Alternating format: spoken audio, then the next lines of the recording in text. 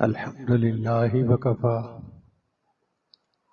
وسلام على عباده الذين اصطفى أما بعد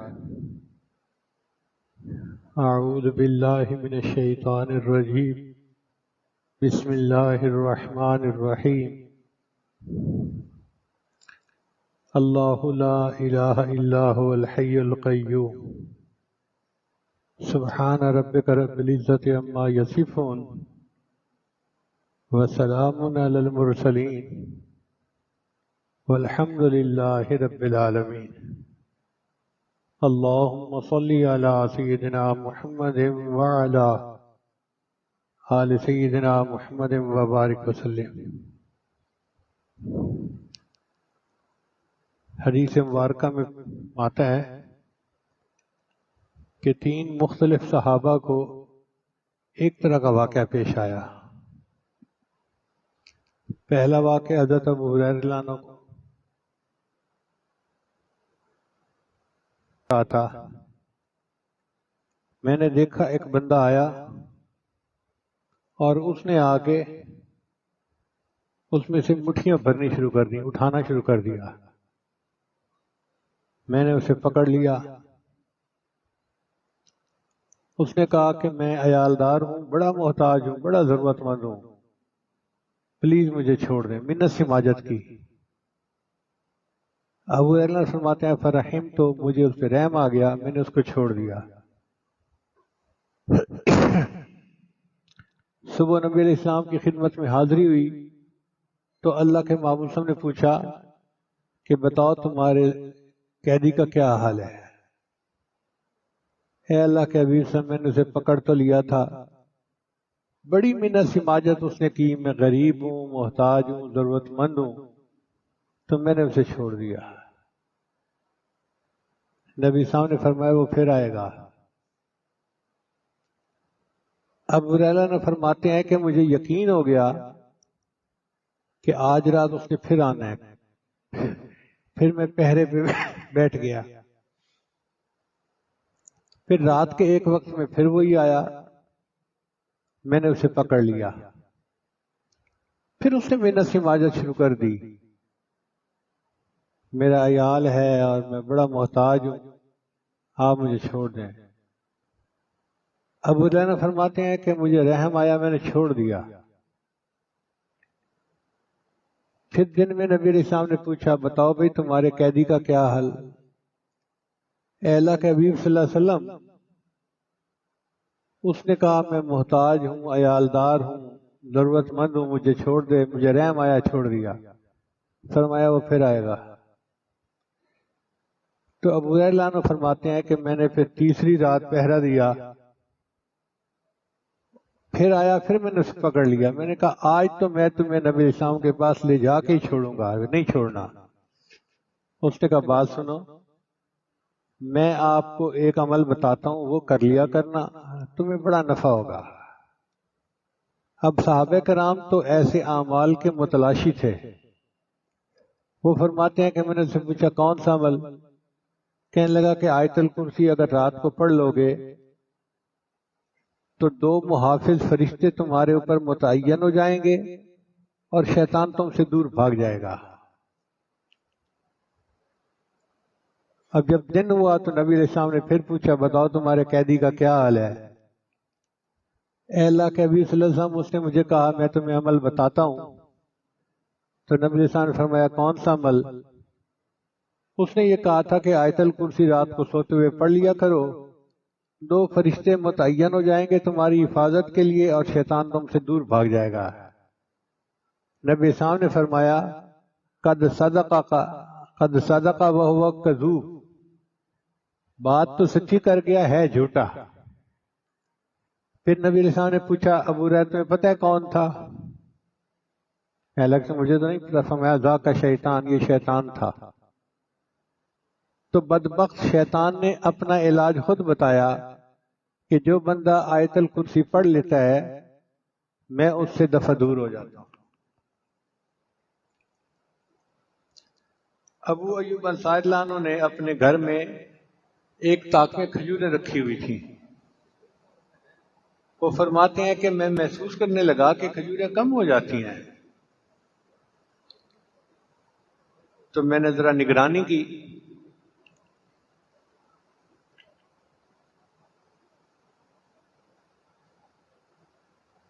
تو میں نے دیکھا کہ ایک عورت ہے رات کو جو میری کھجوریں چرا رہی ہے۔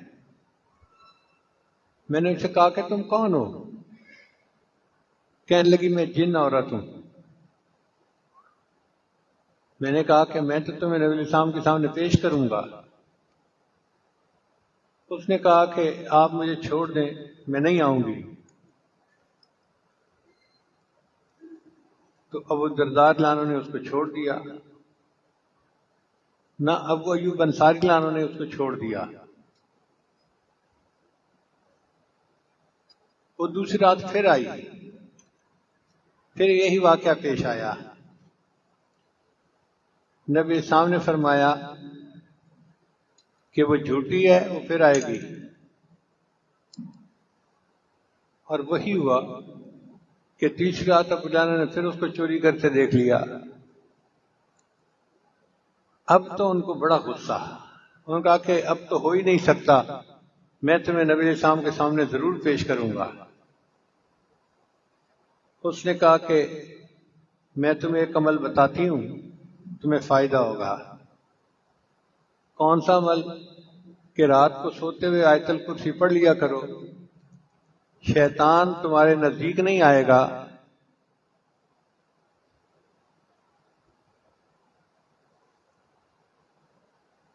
صبح نبی علیہ السلام نے جب پوچھا بتاؤ بھائی کیا بنا، جی اس نے مجھے ایک عمل بتایا تھا۔ کون سا؟ کہ رات کو سوتے ہوئے آیت الکرسی پڑھ لیا کرو۔ نبی صاحب نے فرمایا صدقت وہو کذوب، بات سچی کر گئی مگر وہ جھوٹی تھی۔ تو اس کا مطلب ہے کہ شیطان بھی بھاگ جاتا ہے اور آیت الکرسی پڑھنے سے جن بھی دفعہ دور ہو جاتے ہیں۔ تیسرا واقعہ اوئی ابن کعب لانو کو پیش آیا۔ وہ فرماتے ہیں کہ میں نے دیکھا کہ میری کھجوریں کم ہو رہی ہیں، خشک کرنے کے لیے کھجوریں رکھی ہوئی تھیں تو کم ہو جاتی تھیں۔ میں نے ایک رات نگرانی کی تو میں نے دیکھا کہ کوئی بندہ اس میں سے لپیں بھر رہا ہے۔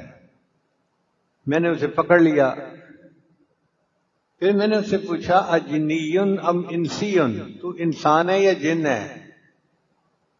اس نے کہا میں جن ہوں۔ انہوں نے فرمایا تم نے ہاتھ دکھاؤ۔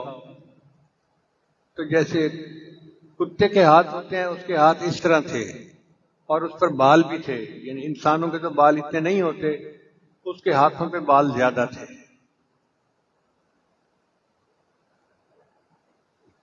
یہ واقعہ بھی ان کے ساتھ اسی طرح پیش آیا 3 مرتبہ، اور تینوں مرتبہ نبی صاحب پوچھتے رہے کہ بتاؤ بھائی تمہارے قیدی کا کیا حال ہے؟ اے اللہ کے حبیب صلی اللہ علیہ وسلم، اس نے مجھے ایک عمل بتایا کہ تم کر لیا کرو تو محفوظ ہو جاؤ گے۔ نبی صاحب نے فرمایا صدق الخبیث، اس خبیث نے سچ بولا۔ اس کا مطلب یہ کہ شیطان یا جن آیت الکرسی کے پڑھنے سے دفع ہو جاتے ہیں اور اللہ تعالیٰ کی حفاظت ہو جاتی ہے۔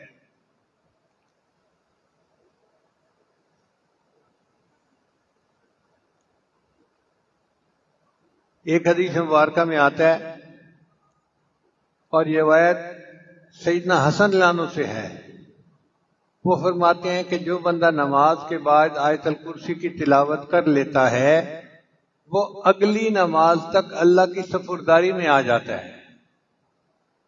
اتنی بڑی خوشخبری ہے اس حدیث مبارکہ میں۔ کوئی بندہ اللہ کی سپرداری میں آ جائے، اس سے بڑی اور گارنٹی کیا ہو سکتی ہے؟ اللہ فرماتے ہیں ان ینصرکم اللہ فلا غالب لکم، اگر اللہ تمہاری مدد کرے تو کوئی تم پر غالب نہیں آ سکتا۔ اب ہم پریشان پھرتے ہیں گھر کی وجہ سے، رزق کی وجہ سے، بے برکتی کی وجہ سے، اور اس کا علاج نبی علیہ السلام نے ہمیں بتلا دیا۔ ایک عمل ہے اور چھوٹا بھی نہیں، ایک ہی آیت ہے، اس کے پڑھنے سے انسان اللہ کی ذمہ داری میں آ جاتا ہے۔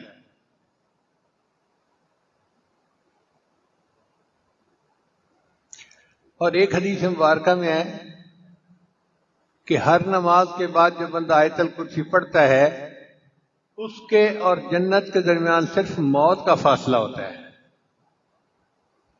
کتنی بڑی خوشخبری ہے، اور اس عمل کو کتنا اہتمام کے ساتھ کرنا چاہیے کہ نبی علیہ السلام کی زبان فیض ترجمان سے یہ ارشاد ہو رہا ہے کہ ہر نماز کے بعد آیت الکرسی پڑھنے والے کے اور جنت کے درمیان صرف موت کا فاصلہ ہے۔ موت آئی اور جنت مل گئی۔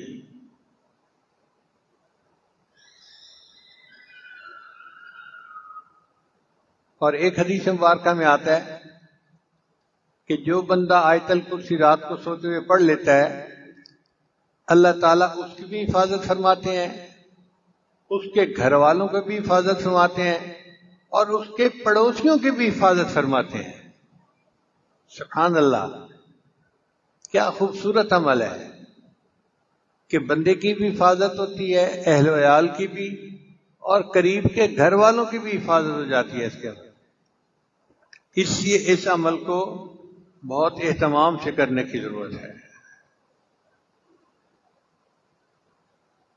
سیدہ عائشہ رضی اللہ عنہا فرماتی ہیں کہ ایک اجنبی آیا اور اس نے نبی علیہ الصلوۃ والسلام سے پوچھا، اے اللہ کے حبیب وسلم، میرے رزق میں برکت نہیں ہے۔ یہ وہ شکایت ہے جو ہر بندہ ہی تقریباً آج کر رہا ہے۔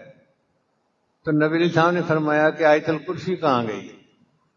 اگر تم آیت الکرسی پڑھ لو گے تو اللہ تمہارا کھانے اور سالن کے اندر برکت عطا فرما دیں گے، یعنی تم جتنا پکاؤ گے اہل خانہ اس کو سیر ہو کر کھائیں گے، ان کو کمی نہیں محسوس ہوگی۔ ہم اپنے وسائل کی کمی کا تو شکوہ کرتے رہتے ہیں، تنخواہ تھوڑی ہے، فلاں ہے، فلاں ہے، فلاں ہے، اس طرف دھیان نہیں جاتا کہ ہم آیت الکرسی پڑھیں تاکہ ہمارے رزق میں برکت پیدا ہو جائے۔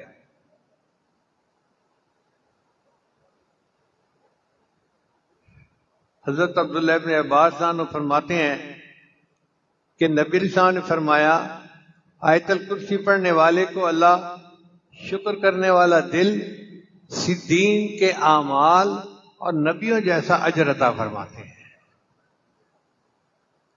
کتنی بڑی نعمتیں ہیں جو مل رہی ہیں۔ شکر کرنے والا دل، صدیقین کے اعمال اور نبیوں کے جیسا اجر عطا فرماتے ہیں۔ نبی اسلام نے ارشاد فرمایا کہ آیت الکرسی عرش کے خزانوں میں سے ایک بڑی نعمت ہے جو کسی نبی کو نہیں ملی، صرف اللہ نے مجھے عطا فرمائی۔ یعنی یہ انعام اللہ نے فقط اپنے محبوب صلی اللہ علیہ وسلم کو عطا کیا تاکہ ان کی امت اس سے نفع اٹھائے، کسی اور نبی کو نہیں ملی۔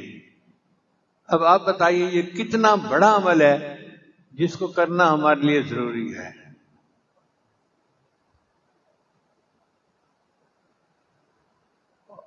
ایک حدیث مبارکہ میں ہے کہ نبی اسلام نے ایک صحابی سے پوچھا کہ قرآن مجید کی عظیم ترین آیت کون سی ہے؟ ان کا جی آیت الکرسی۔ تو نبی اسلام نے فرمایا، مبارک ہو، اللہ تمہیں نے جو علم دیا ہے اس میں برکت ہو۔ اور ایک حدیث مبارکہ میں آتا ہے کہ اسم اعظم 3 صورتوں میں ہے،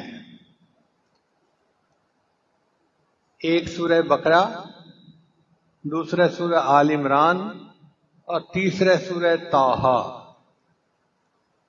تو ایک بزرگ فرماتے ہیں میں نے غور کیا کہ یہ کون سا اسم اعظم ہو سکتا ہے، تو مجھے یہ محسوس ہوا کہ سورہ بقرہ میں آیت ہے اللہ لا الہ الا هو الحی القیوم، اور سورہ آل عمران میں ہے الف لام میم اللہ لا الہ الا هو الحی القیوم، اور سورہ طٰہٰ کے اندر آیت ہے وَأَنَتِ الْوُجُوهُ لِلْحَيِّ الْقَيُّومِ۔ تو وہ فرماتے ہیں کہ میرا یہ گمان ہے کہ الحی القیوم یہ اللہ تعالیٰ کا اسم اعظم ہے، اس لیے ہم نے محراب میں یا حی یا قیوم لکھ کے لگایا ہے۔ کہ بعض مفسرین کے نزدیک یہ اسم اعظم ہے. ہمارے بزرگوں نے اس کو مزید آگے نکھارا. وہ فرماتے ہیں کہ نہیں، جو اسم اللہ ہے وہ اسم اعظم ہے. بہرحال یہ قرآن مجید کی عظیم ترین آیت ہے اور وہ خاص نعمت ہے جو اللہ نے فقط اپنے پیارے محبوب صلی اللہ علیہ وسلم کو عطا فرمائی، کسی اور نبی کو عطا نہیں کی گئی. اور نبی علیہ السلام نے ہم تک کی امانت پہنچا دی. ہمارا حال دیکھو کہ ہم اس عمل کی طرف دھیان ہی نہیں کرتے، سوچتے ہی نہیں. اللہ تعالی ہمیں باقاعدگی کے ساتھ اس عمل کو کرنے کی توفیق عطا فرمائے. وآخر دعوانا ان الحمد للہ رب العالمین.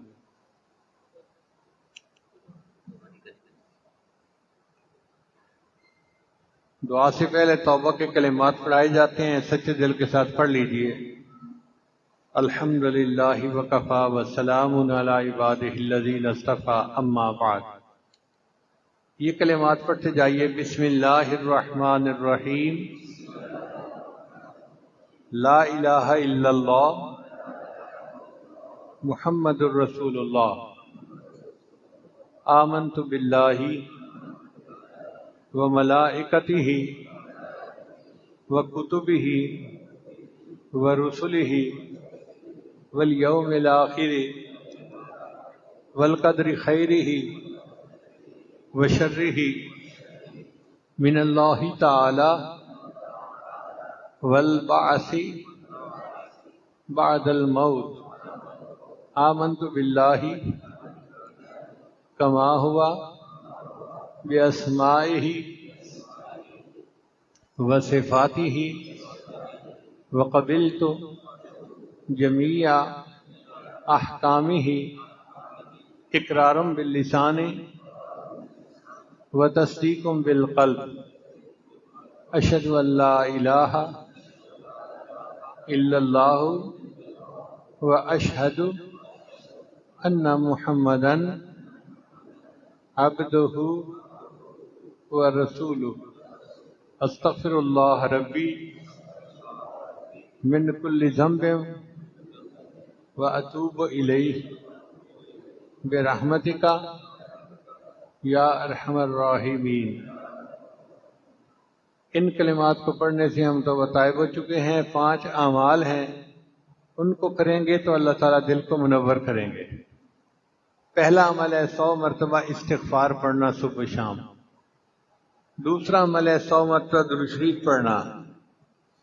تیسرا عمل ہے قرآن مجید کی تلاوت روزانہ کرنا. چوتھا عمل ہے چلتے پھرتے ہر وقت دل میں اللہ کو یاد کرنا. اور 5واں ہے مراقبہ کرنا. مراقبہ تمام اعمال کا لب لباب اور نچوڑ ہے. طریقہ بہت آسان ہے. جب صبح شام نماز پڑھ کے فارغ ہوں تو تھوڑی دیر کے لیے اللہ سے لو لگا کے بیٹھیں کہ اللہ کی رحمت آ رہی ہے، میرے دل میں سما رہی ہے، میرے دل کی ظلمت اور سیاہی دور ہو رہی ہے، اور میرا دل اللہ اللہ اللہ بول رہا ہے، میں سن رہا ہوں. زبان سے نہیں پڑھنا، دل پڑھ رہا ہے، میں سن رہا ہوں. یہ گمان کرنا ہے. اور حدیث مبارکہ میں آتا ہے انا عند ظن عبدی بی، میں بندے کے ساتھ اس کے گمان کے مطابق معاملہ کرتا ہوں. جب بندہ یہ گمان لے کے بیٹھتا ہے تو کچھ ہی دنوں میں اس کے دل میں اللہ کی ایسی محبت پیدا ہوتی ہے کہ اس کو محسوس ہوتا ہے کہ میرے دل سے اللہ اللہ اللہ کی آواز آ رہی ہے. وہ جن کا عشق صادق ہے وہ کب فریاد کرتے ہیں، لبوں پہ مہر خاموشی دلوں میں یاد کرتے ہیں. ہم بھی اپنے اللہ کو اپنے دلوں میں یاد کریں. اللہ ہمیں یہ توفیق عطا فرمائے.